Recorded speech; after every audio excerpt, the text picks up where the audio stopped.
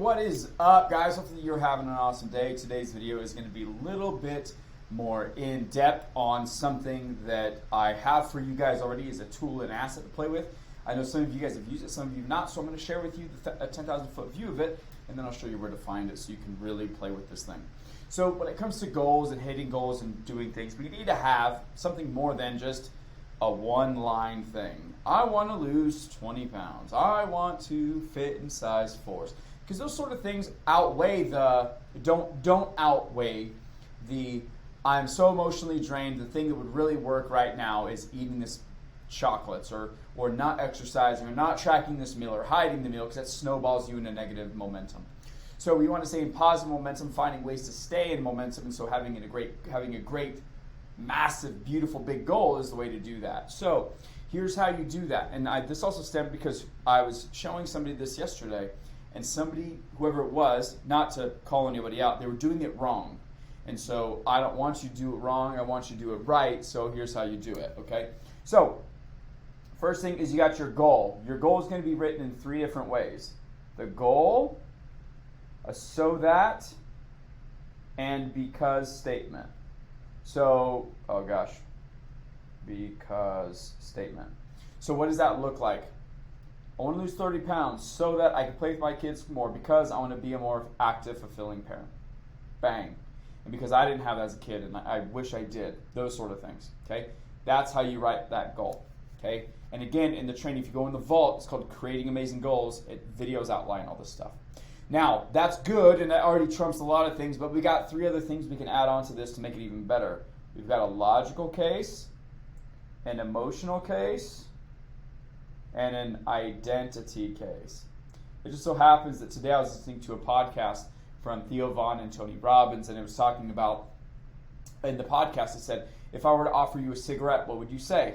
You would say no. Why would you say no? Well, because not because you didn't ask him what brand it was or anything like that. You said no because you don't identify as a smoker anymore, right? And so if we can look at things in the logical, emotional, and identitarian sort of way, it makes doing things that lead us to our goals so much better. As in, I exercise not because I have to, it's because that's who I am. I'm somebody who exercises, right? Identity. Now, logical case, there's 2 barriers here. You got hard costs, and you have what I like to call like naive or ignorant cost. I like the word ignorant because it hurts worse, okay? So hard cost of being unfit. As an example, jeans of somebody who wears a size 20, 24, 26, something like this, and women's are 42, 44, 46 in men's, costs more than it does in a 32 for men, 34 for men, or a size 6, 4, 8, whatever it is for women. Not that everyone has to get that range, I'm just saying, right? Because they cost more material, not because they're being bigots or ignorant like some people are meant to believe. It's just costs more material. The machines have to be manufactured differently than what the normal is, so it costs more, okay? So that. What else? Medical costs. Sick days more often, different pay. These sort of things you can look at as a hard cost of not being at your goal. Ignorant costs. This is something like, well, the average person who's a BMI over, I'm just making numbers up. You can look up the numbers for yourself. I know them. I can find them. I don't know them off the top of my head, but I can find them, and I can get you the numbers if you wish. But somebody with a BMI over 30 lives on average 10 years less than somebody who doesn't. So if that's the case, take your age, figure out what average age that somebody dies is, 78, okay? Subtract 10 from that, 68, okay? Multiply that by your salary, and then you go, cool, I'm missing out on 10 times X number of dollars salary that I'm not paying, that I'm not getting. You're not paying it, but you're not getting it. That's ignorant cost. There's other costs, stuff like psychological, emotional things, lack of confidence, no vacations, not spending time with friends, these sort of things. Those are ignorant costs. Okay, next, emotional. There's 3 different layers for emotion. There's reasons for you, and this one, some of this might have an overlap in here, right? Reasons for others. This is external reasons, like kids, family, friends, whatever. And then this is bigger than you reasons. This is like for your purpose. As a good example, I also don't binge eat and not track and not eat like a complete turd and not exercise. Not because I don't necessarily always want to do it, because today, to be frank with you, I'm so exhausted. My kids have been sleeping like crap the last 2 nights.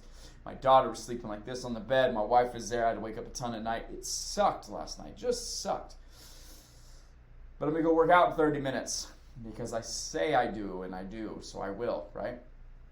And so for me to not want to exercise today, highly motivated to not do it. I honestly want to take a nap, right?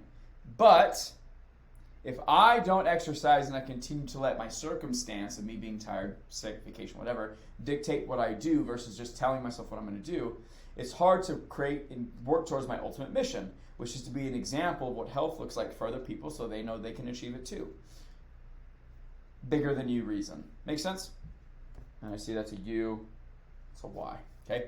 Last one, identity. We call this the mirror test. Essentially, looking at the mirror, who, not what, who do you want to see looking back at you?